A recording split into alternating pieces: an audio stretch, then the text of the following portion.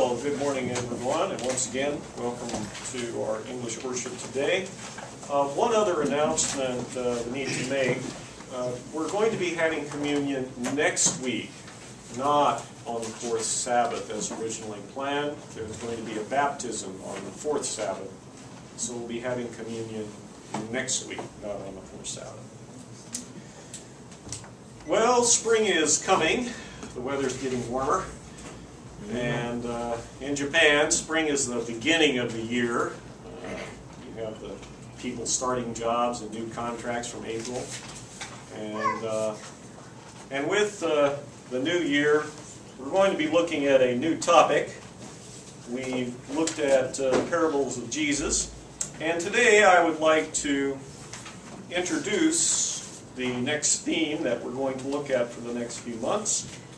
And as noted in the bulletin, the topic of my sermon today is an introduction to Ecclesiastes. How many of you have read the book Ecclesiastes? It's Dendo no Sho in Japanese. A few people raise their hands. Happiness. How many of you want to be happy? I guess everybody else is asleep. Happiness. Life, liberty, the pursuit of happiness. Inalienable rights, which are guaranteed in the U.S. Declaration of Independence. Part of the reasons that we rebelled against England was in the defense of these inalienable rights. Everybody wants to be happy. And people try many different things in order to be happy. Some people seek happiness through their work. Some people seek happiness through making money and acquiring money and building a fortune. Some people seek happiness through the pursuit of knowledge and learning and research. Others indulge their senses. Whatever they can eat and taste and touch and feel and smell that gives them pleasure, they will indulge themselves in. And today, we live in a very sensual world.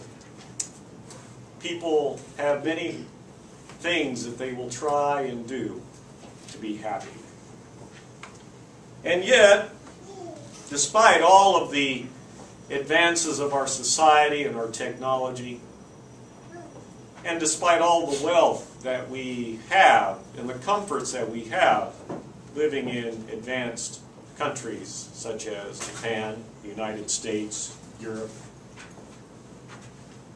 most people are not very happy.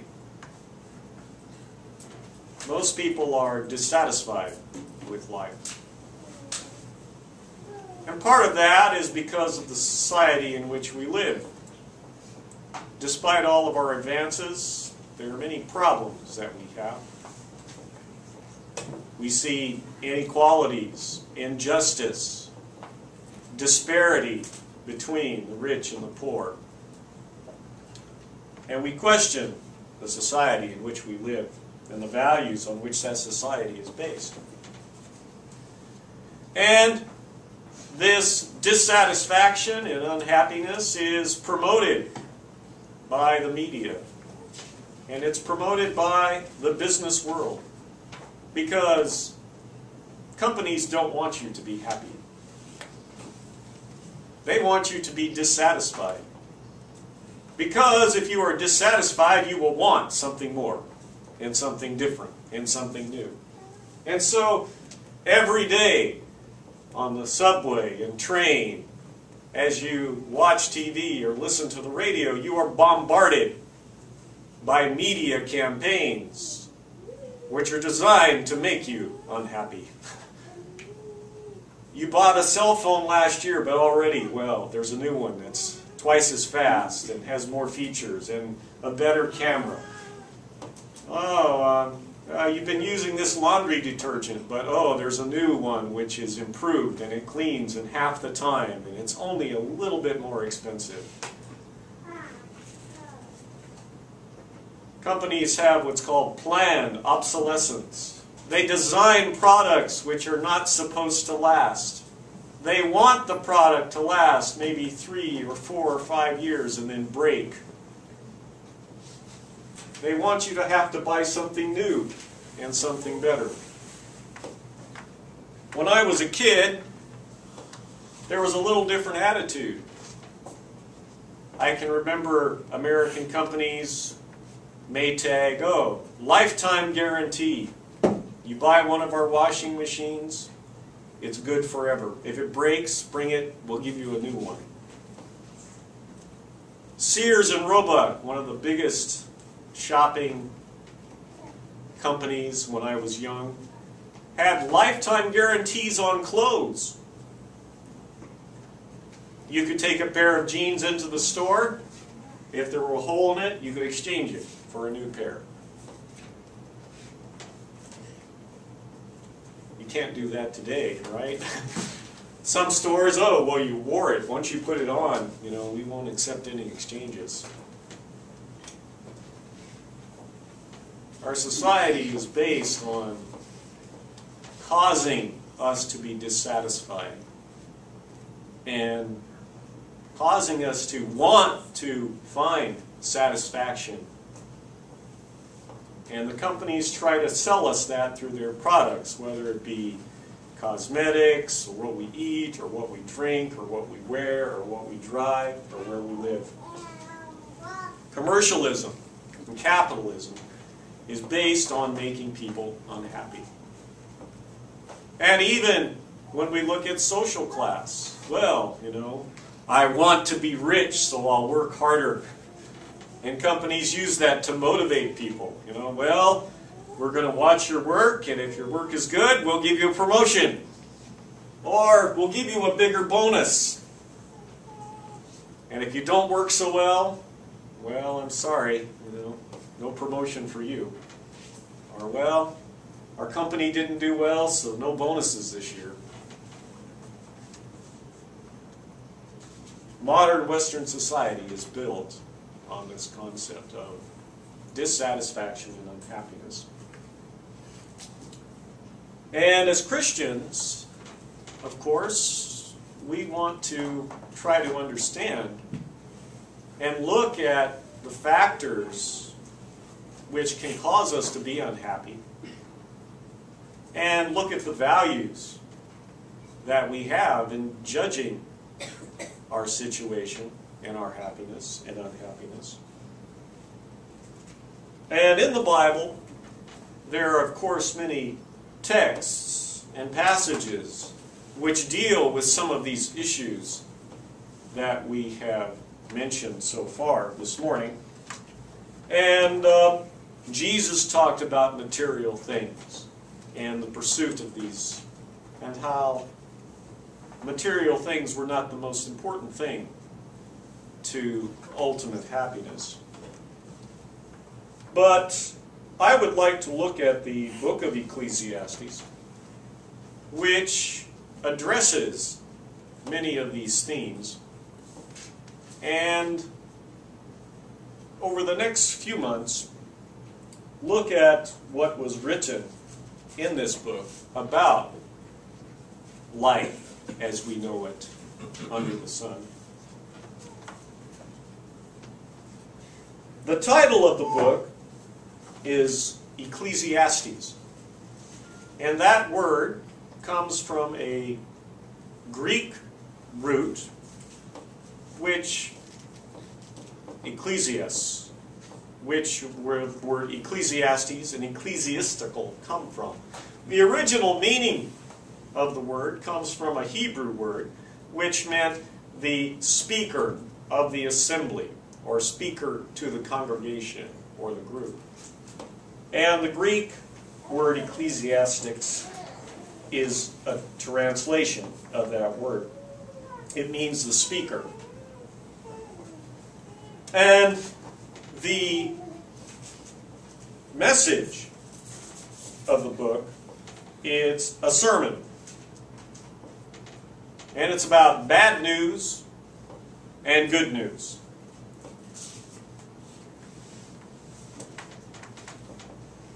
And like all good news and bad news messages, it starts with one and then moves to the other.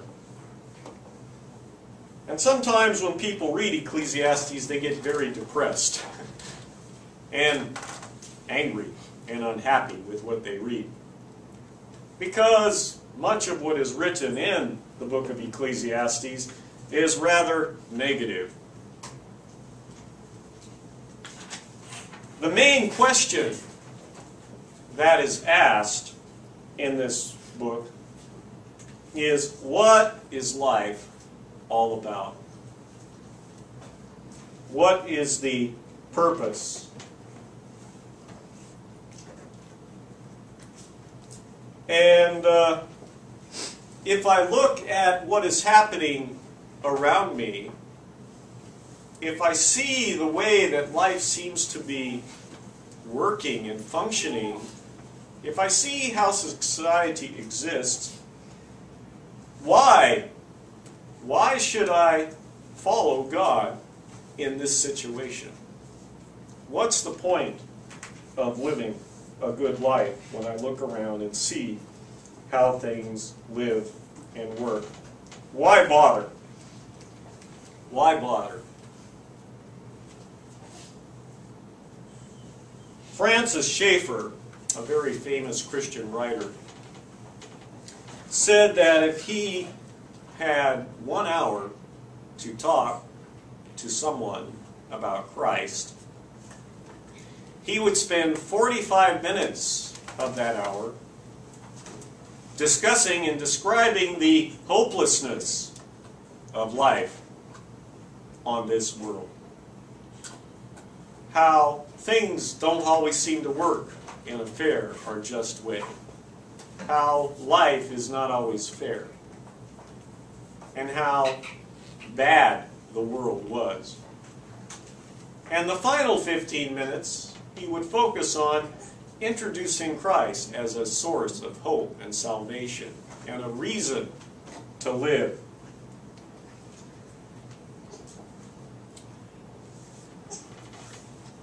It's generally believed that Solomon is the author of the book of Ecclesiastes.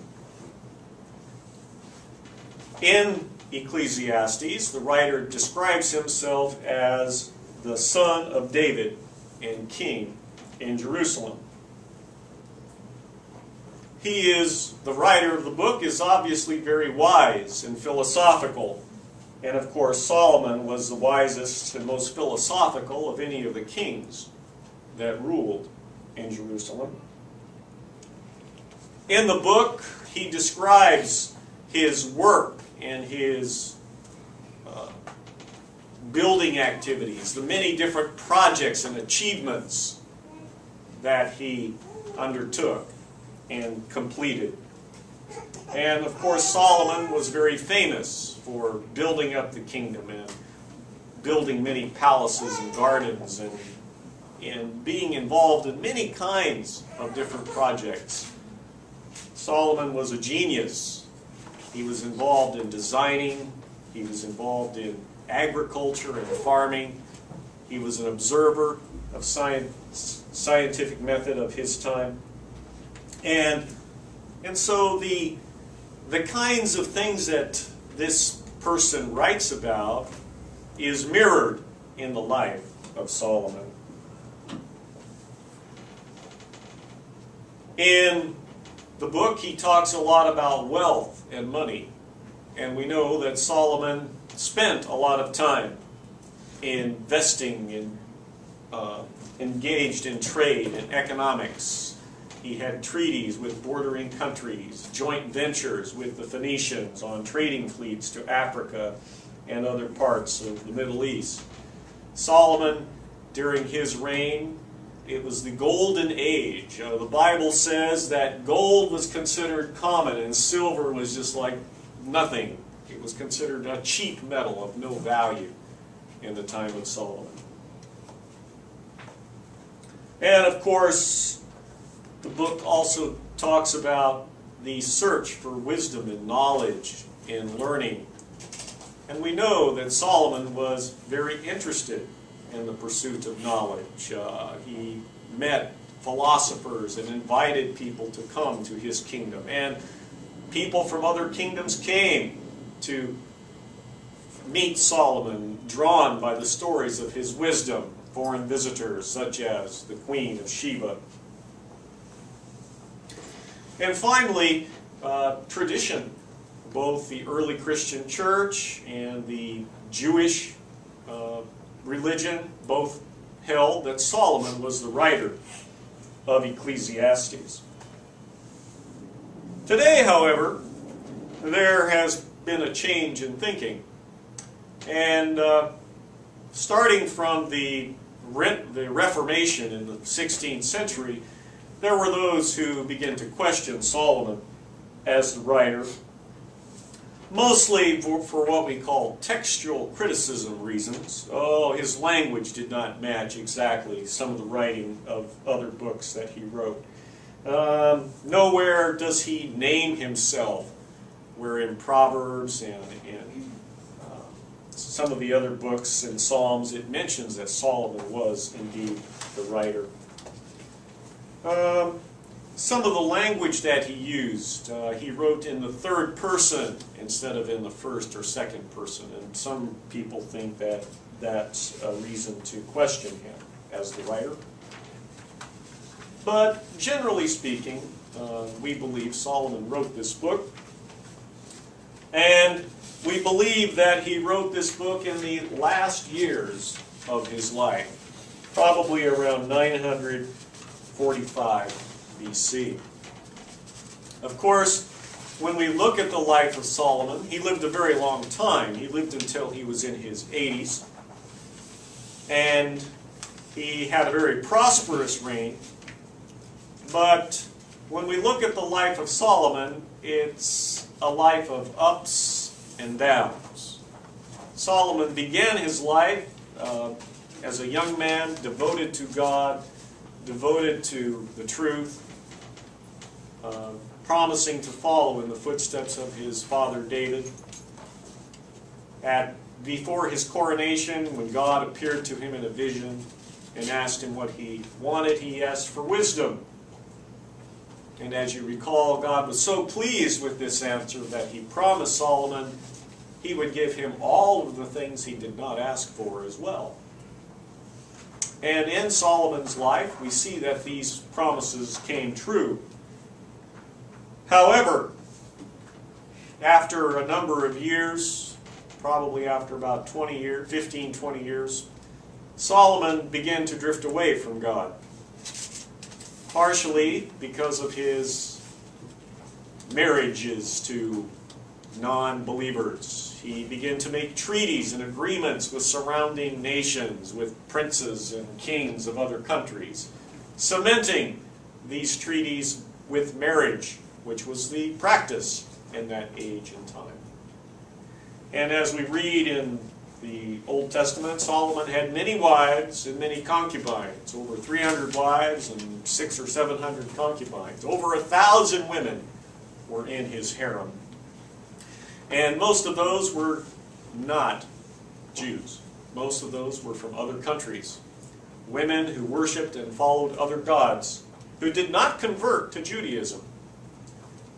And with them, they brought their religious practices. And as we know from the book of Kings and the book of Chronicles, Solomon was led astray by these foreign wives and foreign concubines. He began to worship the gods of these and goddesses of these other religions and countries, even to the point of sacrificing his own children on the altars as offerings to Baal and Moloch, the gods of fire.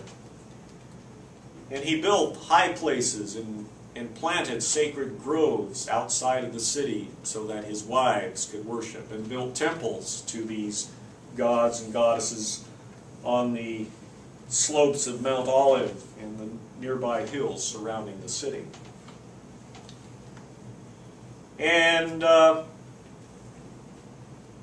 because of this, because of his disobedience, God caused problems to come upon him and upon Israel. But because of his promises to David and because of his promise to Solomon, during Solomon's life, the kingdom remained firmly in his grasp. But as Solomon grew older, a prophet arose which prophesied that the kingdom would be taken away from his family and be given to his neighbors. And Solomon tried to kill this prophet and tried to kill the man that was prophesied to become king of Israel. But of course, his efforts failed because it was God's plan. And in the years that passed, as Solomon saw his young son become closer and closer to becoming king, and Solomon looked at all that had happened in his life, he repented of his ways. And the book of Ecclesiastes is his final message and warning to his son and to the people of Israel. It's his attempt to warn them and to guide them as to what is really the most important thing in life if you are looking for meaning and looking for happiness. And although Solomon repented, and although Solomon came back to God, and although he wrote this book of Ecclesiastes, which is a powerful testimony, he could not undo the many years of evil influence that he had exerted while he had wandered far away from God. And the idolatry continued throughout his reign and into the reign of his successors. And his son, although the son of the wisest man that ever lived, and although counseled strongly by his father, he turned out to be a fool and ignored the advice and the writings that are found in the book of Ecclesiastes and in the book of Proverbs. And the kingdom was divided at the death of Solomon as God had projected. Now, there are two basic themes that we find in the book of Ecclesiastes. One is the folly and the foolishness of life under the sun.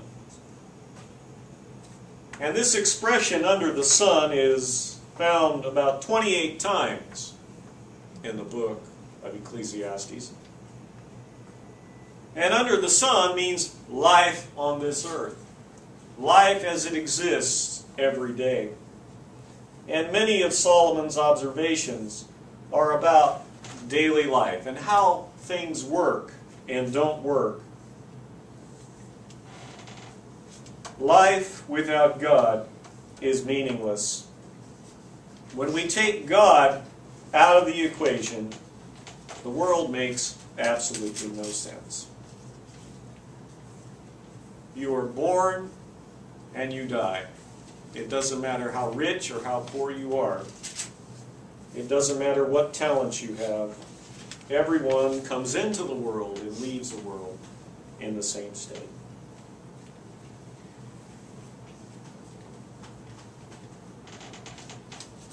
And to make matters worse, the world is a bad place. Life is not fair. Life is not just. We like to think that we are all equal.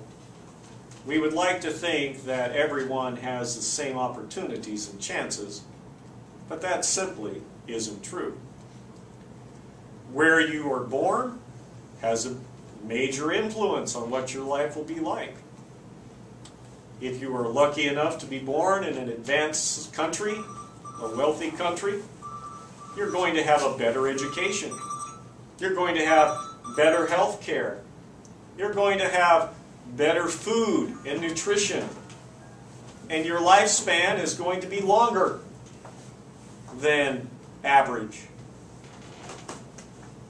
If you're born into a wealthy family, you're not going to have too many worries about how much you have, or where you live, or your clothing, or what you're going to do.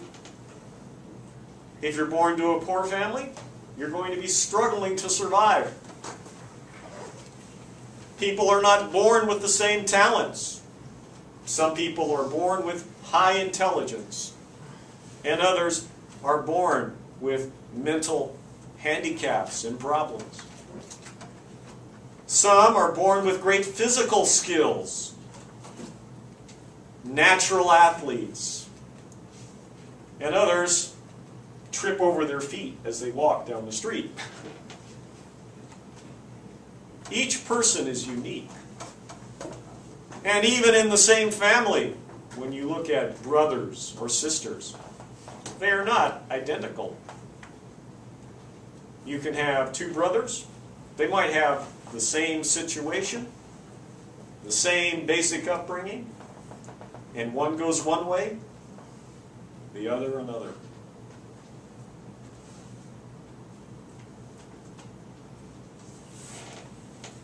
Good people and bad people. There doesn't always seem to be an equal reward. Good people often suffer. Bad people often profit because of the society in which we live. In English, we have an expression, nice guys finish last. You know, if you're willing to cheat and use whatever means you want, by fair means or foul, you can get ahead in this world. Life is not a fair place. We look at crime and punishment, and there is great inequalities there. We see some criminals who are very successful. You know, drug dealers, drug kings that have all kinds of money and seem to have no major problems. And on the other hand, you have some minor person who makes a small mistake and ends up going to prison for 5 years. Our legal system is not just. Criminals are often let off on technicalities. And innocent people end up in prison because they can't afford good legal defense. And sometimes these innocent people even are put to death. They suffer the death penalty because of their lack of appropriate legal counsel. The world is not a nice place. The world is not a kind place.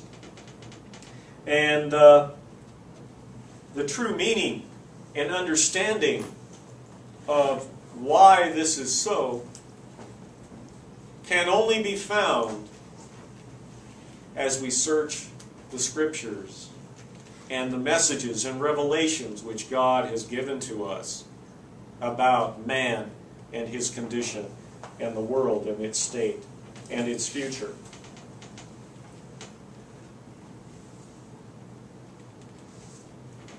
The book of Ecclesiastes is located as part of what we call the poetic books of the Bible. We have the Old Testament divided into 3 sections. We have the historical books and the law. There are 17 books, which include the histories and law given to the Jews. And then we have the 5 poetic books, and then the 17 prophets. And so the book of Ecclesiastes is in the heart of the Bible. The histories and the law talk about the past. The poetic books talk about the present, the condition of man in his state now. And of course the prophecies and prophets talk about the future. When we look at the 5 poetic books, we have the book of Job, which talks about the problem of suffering. Why do bad things happen to good people? And it's man on his face before God. The book of Psalms is about prayer and worship. How do I approach God? Man on his knees before God. The book of Proverbs is the problem of conduct. How shall I live? Man sitting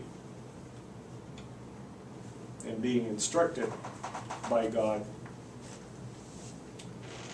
And Ecclesiastes is the problems of the meaning of life. Why am I here?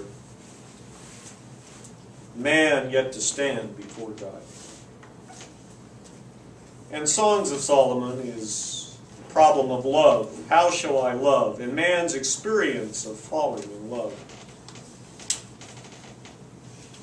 Ecclesiastes was read by the Jews as part of their yearly cycle, as part of their services.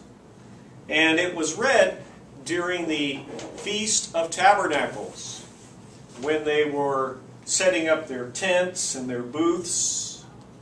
They were living in these shelters. During this festival, they would read from the book of Ecclesiastes.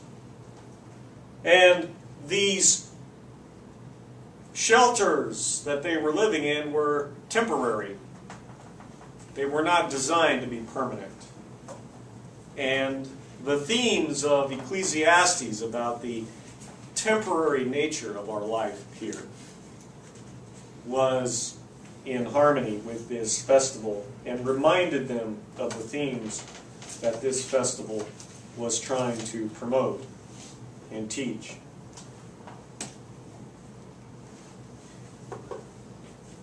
Paul writes in 1 Corinthians chapter 1, verse 20, "Where is the wise man? Where is the scribe? Where is the debater of this age? Has not God made foolishness the wisdom of the world?" This is the same theme and message which Ecclesiastes brings. It teaches us that the wisdom of the world does not bring true knowledge. Our wisdom is founded in Christ. The gospel is the wisdom and power of God. The ultimate answers to the questions which Ecclesiastes raises are only found in the person of Jesus Christ.